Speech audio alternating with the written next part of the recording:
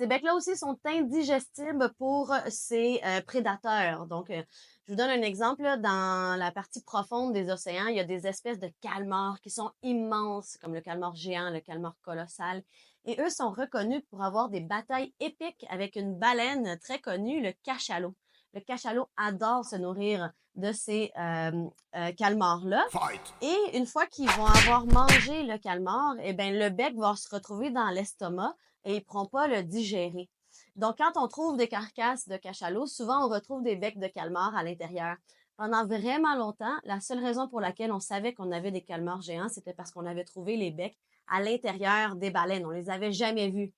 Bon, là, dans les dernières années, on a réussi avec des caméras à aller voir des calmars géants.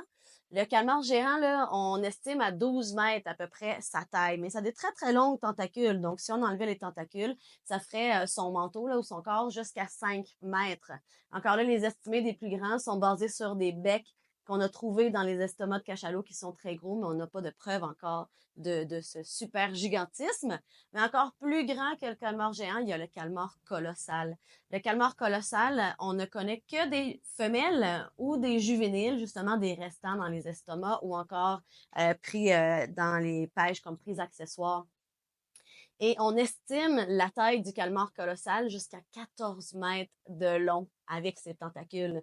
Ce qui fait aussi que, avec les carcasses qu'on a trouvées puis la taille des becs qu'on a trouvées, on estime que le calmar colossal est l'espèce qui aurait les plus gros yeux de tout le règne animal. On parle d'environ 40 centimètres, là, la taille de son œil. Donc, c'est vraiment, vraiment fascinant.